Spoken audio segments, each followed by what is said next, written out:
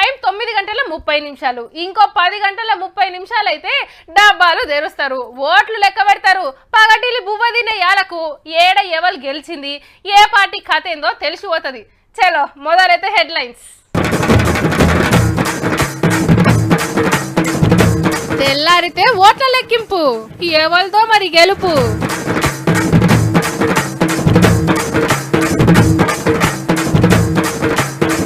CM sir వస్తున్నాడని కొత్త సడక్, 60 లక్షలతోటి కడక్ కడక్.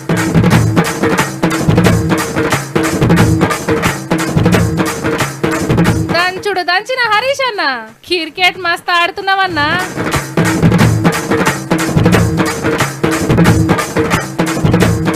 జనవరిలో రజనీకాంత్ పార్టీ, అసెంబ్లీకి చేస్తాడట పోటీ.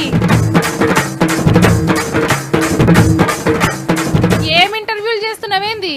ఓట్ల ఏనోళ్లకు శిక్షలేయాలి, పథకాలు అందకుండా చేస్తే ఓట్ల నాడు వాళ్ళే వచ్చి ఓట్లేస్తారు. ఒక్క ఓటు 5 ఏళ్ల రాజకీయ జీవితం, గెలిస్తే కార్పొరేటర్, లక్కుంటే మేయర్, ఇంకొకరు డిప్యూటీ మేయర్. ఎన్నో పదవులు, పబ్లిక్ల పతారా, ఏ మీటింగ్ పోయినా మర్యాదలు. అధికార పార్టీలో ఉంటే ఆ లెక్కే అలాగుంటది. ఈ లెక్కంతా పోటీలో ఉన్నోళ్ళకి, కానీ పార్టీ లెక్కలు ఇంకో తీర్లుంటాయి. ఇంత పెద్ద పట్టణాన్ని మేమే ఏలాలే, మా మీదికెళ్ళే అంత నడవాలి అని అనుకుంటారు. కొన్ని గంటలలా ఎవరి నసీబ్ ఏంది అనేది మొత్తం తెలిసిపోతుంది. మొన్న గుర్తులు మారి పోలింగ్ ఆగిన ఓల్డ్ మల్లపేటలో ఇవాళ ఓట్లేసిర్రు. లొల్లులు గిల్లు లేకుండా అంతా నిమ్మలంగానే జరిగింది. ఇక శుక్రవారం పొద్దుటి సంది అన్ని ఓట్లు లెక్క పెడతారు ఆఫీసర్లు. 30 కౌంటింగ్ సెంటర్లు పెట్టారు, ఫుల్ సెక్యూరిటీ ఉంటది. ఒక పార్టీ తరపున ఒక్కలే లోపలికి పోవాలి, నడిమిట్లా బయటికి రానికి ఉండదు, ఫోన్ తీసుకుపోవద్దు. అందరు ముంగట బాక్సులు తెరిచి ఎంచుతారన్నట్టు. 1122 మంది పోటీలుంటే కార్పొరేటర్లను పిలిపించుకునే భాగ్యం 150 మందికే వస్తుంది. అయితే 102 సీట్లు వచ్చిన పార్టీకే మేయర్ కుర్చీ పోతుంది. అంటే 150 మంది కాకుండా 52 మంది ఎక్సాఫిషో మెంబర్లు ఉంటారు. గ్రేటర్ హైదరాబాద్ లో ఉండే ఎంపీలు, ఎమ్మెల్యేలు, ఎమ్మెల్సీలు అన్నట్టు. వాళ్ళు వీళ్ళు అందరు కలిసి మేయర్ని ఎన్నుకోవాలి. ఎక్సాఫిషో మెంబర్లు టీఆర్ఎస్ కు 38 మంది ఉన్నారు. 64 మంది కార్పొరేటర్లు గెలిస్తే కారోళ్ళకే మేయర్ సీటు. ఎంఐఎం కు 10 మంది ఉంటే 92 సీట్లు గెలవాలి. కానీ పోటీ చేసిందే 51 సీట్లకు.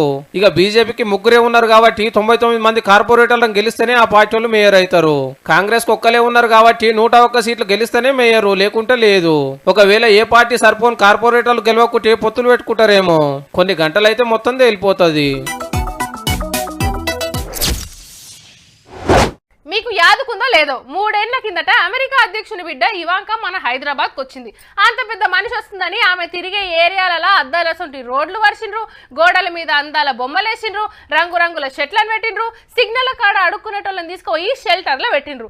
ఎందుకు వచ్చిందో, వస్తే ఏమొస్తుందో గానీ మాకైతే చక్కటి రోడ్లు వచ్చినాయి, పట్నము చెక్కున మెరుస్తుంది అని మురిసిపోయినరు అప్పట్లో. ఇప్పుడు గీ ముచ్చట ఎందుకంటే నున్నగా ఏకదమ్ ఉన్నదిలే. అయ్యో ఉరుకొచ్చిగా. నిజామాబాద్ జిల్లా మక్లూరు ఊరోళ్ళకి వచ్చింది ఈ భాగ్యము. మొన్నటిదాకా గుంతలు బొందలతోటి కంకర తేలి అధ్వానంగా ఉండేనట. మస్తు తిప్పలైతుందని ఆఫీసర్లకు ఎన్ని మాటలు చెప్పినా ఎవ్వరు పట్టించుకోలేదట. మరి ఇప్పుడు ఎట్లా వేసిర్రు అంటారా? సీఎం సార్ వస్తున్నాడని TRS MLA Ganesh Gupta sir వాళ్ళ నాయన కాలం చేసిండు. మొన్న ద్వాదశ దిన కార్యానికి ముఖ్యమంత్రి సార్ వస్తున్నాడని మతలబ్ అందింది ఆఫీసర్లకు. గంతే రాత్రికి రాత్రి డాంబర్ తెచ్చిర్రు, అద్దం అసంటి రోడ్ వేసిర్రు. ఖర్చు ఎంత అనుకుంటున్నారు?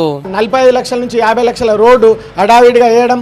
చక్కటి రోడే కాదు, ఎమ్మెల్యే సార్ వాళ్ళ బాయ్కాడ హెలిప్యాడ్ కూడా రెడీ చేసిర్రు. హైదరాబాద్కి వెళ్ళి సీఎం సార్ గాలి మోటార్లు వచ్చి ఇక్కడ దిగుతాడు, ఈడికెళ్ళి ఇంటికి వస్తాడని మాత్రంలో పనులు చేపించారు ఆఫీసర్లు. గమ్మత్ ఏంటంటే కేసీఆర్ సార్ కాలరనే వచ్చిండు, కాలరనే పోయిండు. దీనికి ఎంత ఖర్చు అయిందంటే ఆ హెలిప్యాడ్ ని నిర్మించడం మినిమం 10 నుంచి 15 లక్షల వరకు దానికి ఖర్చు పెట్టడం. అట్లనే దన్న పొక్కలు తీసి రోడ్డు పొడుగుతా మొలకలు నాటి కంచెలు తొడిగిర్రు. అర్థారంలో కూడా ఇన్ని ఘనం నాటలేదు. దీని ఖర్చు ఎంతనో మరి. ముత్యమంత సేపు ఉండిపోయే ముఖ్యమంత్రి సార్ కోసం అని సర్కార్ గల్లకెళ్ళి 60-70 లక్షలు ఖర్చు పెట్టిరట. ఇదే ఊరోళ్ళు అడిగితే 60 లక్షలేమో కానీ 60,000 కూడా సాంచిన కాకపోవు. ఏ ఎట్లయితేంది, మా ఊరికైతే కొత్త రోడ్ వచ్చిందని మక్లూరు వాళ్ళు మస్తు మురుస్తున్నారు. అంటే మీ ఊళ్ళో కూడా మంచి రోడ్లు వేయాలంటే ముఖ్యమంత్రి సార్ వస్తేనే అయితే అన్నట్టు.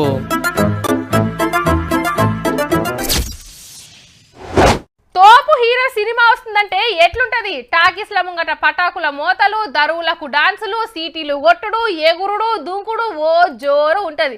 ఇక రజనీకాంత్ సినిమా అంటే ఇంకెట్లుంటది? మొత్తం తీన్మార్ సంబరాలే. ఇలా తమిళనాడు అంతటా గట్లనే జరిగింది. అగో సార్, ఈ కొత్త సినిమాలు ఏం లేవు కదా అంటారా? సినిమాలు కాదు, చెప్పను చూడుర్రి. మొత్తానికైతే ఆ దేవుడు ఆదేశించినట్టున్నాడు ఈ రజనీ పార్టీ పెడుతుండు. జనవరిలో కొత్త పార్టీ జెండా ఎగిరేస్తా, ఎండాకాలంలో అసెంబ్లీకి పోటీ చేస్తా అని ఫుల్ జోష్లో చెప్పిండు కబాలి కాక. இப்போ இல்லைன்னா எப்பவும் இல்லை, மாத்துவோம், எல்லாத்தையும் மாத்துவோம். తమిళనాడు రాజకీయంలో అద్భుతం జరగబోతుందని ఆకలరా బాబా గుర్తు చూపించిండు. డిసెంబర్ 31 నాడు మొత్తం వివరాలు చెప్తాడట. ఇక ఏమున్నది, అభిమానుల ఆనందం అలుగు వారింది. పటాకులు కాల్చిర్రు, మిఠాయిలు వంచిర్రు, తీన్మార్ డాన్సులు చేసిర్రు. ఇక పార్టీ పెడతా అగ పార్టీ పెడతా అని 3 ఏళ్లకెళ్ళి ఊరిస్తుండే వరకు ఎలక్షన్లో పోటీ చేసి గెలిచినట్టే సంబరపడుతున్నారు. ఇంకో 6 నెలల తమిళనాడు అసెంబ్లీ ఎలక్షన్లు వస్తున్నాయి. ఇప్పుడు అన్నా డిఎంకే పార్టీ పవాలున్నది. అటుకెళ్ళి డిఎంకే పార్టీ తరఫున స్టాలిన్ సార్ బిర్రుగా అవుతున్నాడు. ఇంకో నెల అయితే జైల్లోకెళ్ళి శశికళమ్మ బయటకు వస్తుందట. మొన్ననే మద్రాసులో సెంటర్ మంత్రి Amit Shah sir road show చేసిండు. బీజేపీ అన్నా డిఎంకే పొత్తు పెట్టుకుంటే అని గుసగుసలి నవడుతున్నాయి. రజనీకాంత్ కూడా మా పార్టీతోటే చేతులు కలుపుతాడని నడుమ కమలాసన్ సార్ చెప్పుకొచ్చిండు. గిసొంటి టైంలో కబాలి పార్టీ పెట్టి సొంతంగా పోటీ చేస్తాడా లేకుంటే ఏరే పార్టీల కిమ్మతిస్తాడా అనే చర్చ జోరుగా నడుస్తున్నది తమిళనాడులో. ఆఖరికి ఏమైతుందో కానీ all the best Rajini sir. మొత్తానికైతే ఆస్ట్రేలియా మీద క్రికెట్ ఆట గెలిచిండ్రు మనోళ్ళు. 2 మ్యాచ్లు ఓడిపోతే 3వది గిట్లా వాళ్ళకే అనుకున్నారు. అంతా ఒక్కటన గెలవకుంటే ఎట్లా అని చెమటలు తీసి టీమును గెలిపించిండ్రు. అయినా గిన్నె వాళ్ళకే పోయింది. ఏంది అట్లా చూస్తుండ్రు? ఎన్నడూ లేంది తీన్మార్ల క్రికెట్ మ్యాచ్ గురించి చెప్తున్నానేందా అనా? సరే సరే, మన లోకల్ మ్యాచ్ చూద్దాం పాండ్రి. డైరెక్ట్ గా కెప్టెన్ కంచెలే షురూ చేద్దాం. అవు హరీష్ రావు సారే సిద్దిపేట టీంలో తోపు ఆటగాడు. మైదానంలో దిగిండో లేడో చెండు రాగానే చెక్కతోటి దంచిండు. ఆ చెండు తాడు దాటింది, 4 పోయింది. మళ్ళీ అట్లనే జరిస్తే ఇంకో 4. ముఖాల మీద కూర్చొని లగాయించి వెనకకు మర్రి ముంగట్టుకొచ్చి సైడ్కి వెళ్ళి కొట్టుడే ఉరుకుడు. గ్రౌండ్ లో తయ్యని ఆడిండు అనుకో రాదుండ్రి. 12 బాల్ ఆడి 18 రన్స్ చేసిండు. అందులో 3 4. మళ్ళా సిద్దిపేట క్రికెట్ టీం పెబ్బగుండి హైదరాబాద్ మెడికవర్ దవాఖానా టీం ను దమ్ చేసి అల్గా గెలిపించుకున్నాడు మంత్రి sir. Man of the match ఎవరికి ఇచ్చిరో గానీ సార్కే ఇచ్చేది ఉండే. రాత్రి సిద్దిపేటలో ఆడిరు ఈ మ్యాచ్. రాజకీయంలో ఫుల్ బిజీగా ఉండే హరీష్ రావు సారు క్రికెట్ లో ఇట్లా పర్ఫార్మెన్స్ చూపించే వరకు మా సిద్దిపేట సారే సచిన్, సారే ధోని, సారే కోహ్లీ అన్నట్టుగా అభిమానులు ఎట్లా మురుస్తున్నారో చూడండి.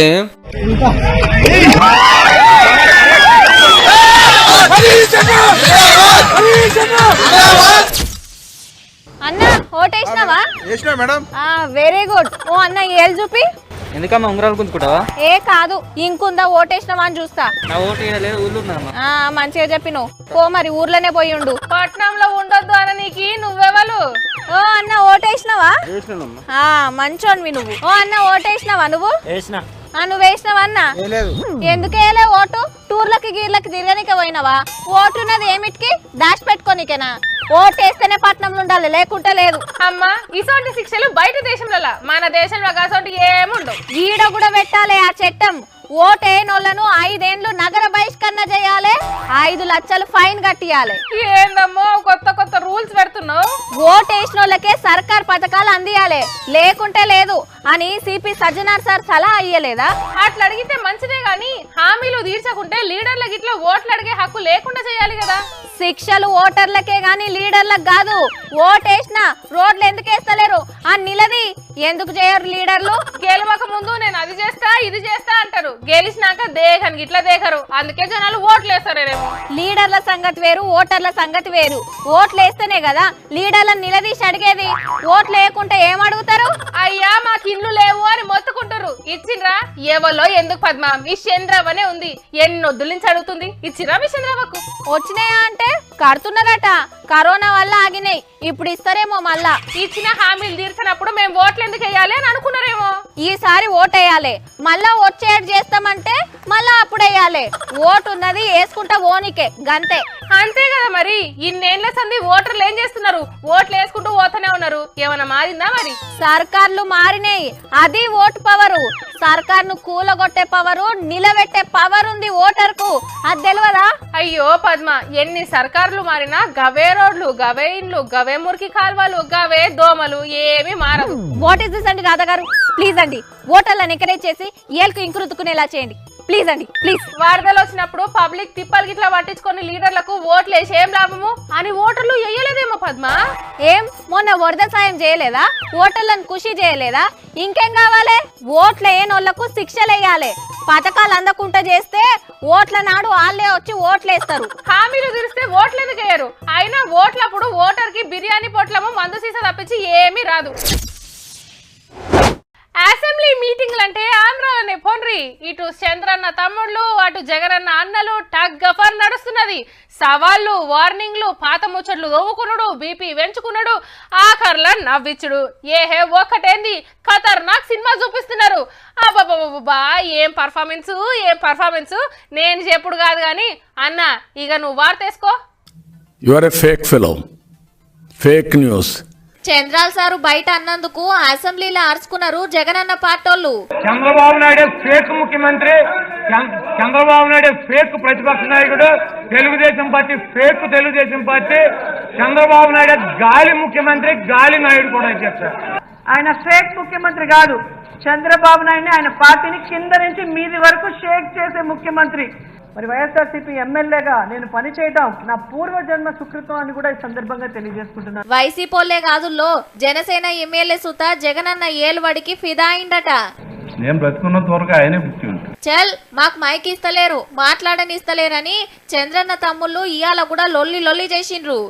ఎంత ఊకోమన్నా ఊకోకుంటే ఫుల్ గరం అయిండు స్పీకర్ సారు.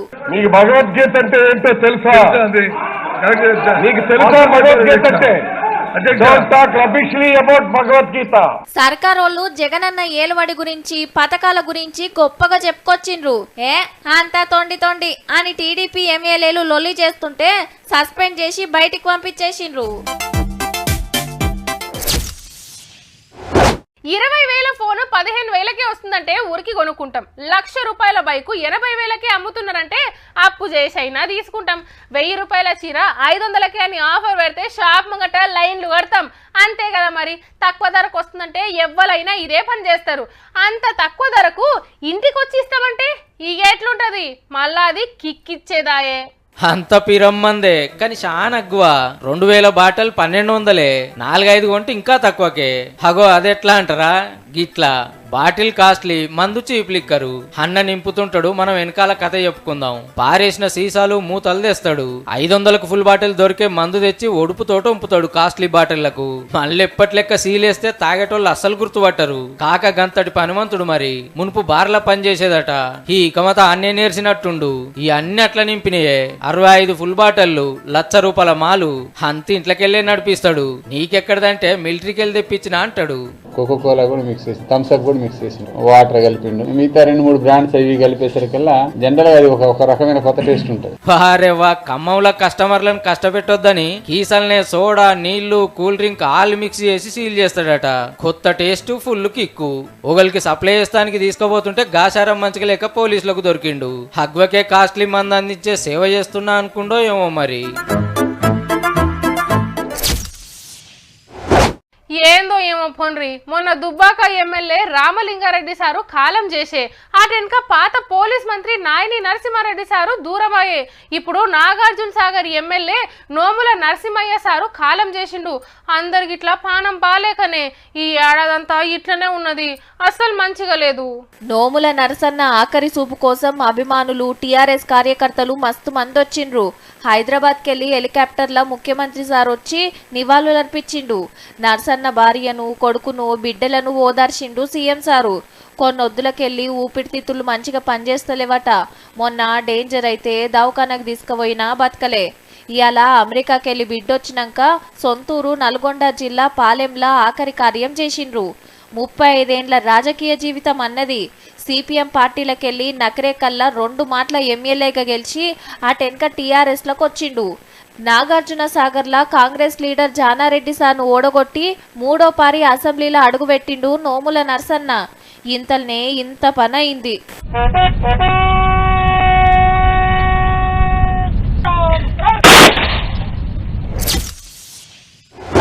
వామ్మో నేను రానాయన పోలీస్ స్టేషన్ కు కాకి బట్టలు చూస్తేనే కంగారు ఉడుతుంది.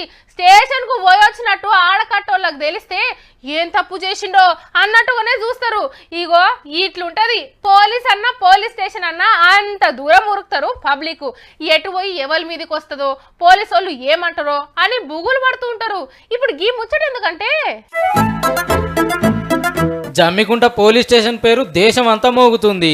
ఉత్తమ స్టేషన్లలో 10వ ర్యాంక్ కొట్టింది. మళ్ళా పబ్లిక్ తిప్పలు లేకుండా కేసులు రాసుడు, లంగలను దొంగలను జల్దిన పట్టేసుడు, టెక్నాలజీ ఆడుడు, ఫ్రెండ్లీ పోలీసింగ్ ఇట్లా 16,000 స్టేషన్ల మీద సెంటర్లు నజరేస్తే తెలంగాణలో ఉన్న జమ్మికుంట స్టేషన్ కు 10వ ర్యాంక్ వచ్చింది అన్నట్టు. మనదే గొప్ప స్టేషన్ అని మిఠాయిలు తినిపించుకొని సంబరాలు చేసుకుంటారు సార్లు. నిరుడు సొప్పదండి పోలీస్ స్టేషన్ 8వ ర్యాంక్ కొట్టింది. 2 సుత కరీంనగర్ జిల్లాలోనే ఉండుతోటి ఫుల్ ఖుషీలు ఉన్నారు పోలీసులు. తెలంగాణలో 709 పోలీస్ స్టేషన్లు ఉంటే అందులో 2 ఉత్తమ పోలీస్ స్టేషన్లు. అది కూడా కరీంనగర్ జిల్లాలోనే ఎందుకు వచ్చినాయి, కడమ స్టేషన్లు ఎందుకు వెనుకబడ్డాయో కూడా జర అరుచుకోండి సార్లు. చేపను వట్టాలంటే ఎరేయాలి, లేదంటే వాళ్ళతోని జోపాలి. ఎలుకను వట్టాలంటే బోను పెట్టాలి. దోమల పని వట్టాలంటే బత్తీలు ముట్టియాలి. ఇంట్లో జర్రెలు ఎక్కువైతే మందు పిచికారీ చేయాలి. సేమ్ అట్లనే మనుషుల పానాలు తీస్తున్న పెద్ద పులిని పడతందుకు గిట్లా ఓ లెక్కు ఉన్నదట. గది మాకే తెలుసు అంటారు గీళ్ళు.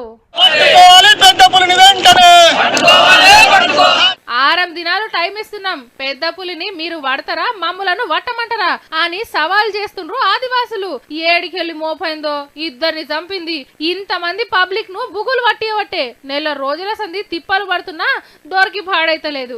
ఏహే మీతోని అయితదా మమ్ములను దిగమంటారా అని ఫారెస్ట్ వాళ్లకు సవాల్ చేసుకుంటా ఆసిఫాబాద్ జిల్లా బెజ్జూర్ల రోడ్డు మీద ధర్నాకు దిగిరన్నట్టు. మేము పట్టుకుంటామంటారు. బోన్లతో పట్టుకోవడం అనేటువంటిది బోన్ లో ఖచ్చితంగా పెద్ద పులి పడదు. అది ఎలక కాదు, పిల్లి కాదు బోన్ లో పడడానికి. మరి ఇన్ని ఇకమట్లు తెలిసిన ఫారెస్ట్ వాళ్ళతోనే గాంధీ ఆదివాసులు మాతోటి అయితది అంటున్నారంటే గ్రేటే. కానీ అది పులి, జర పైలంగా ఉండుర్రి.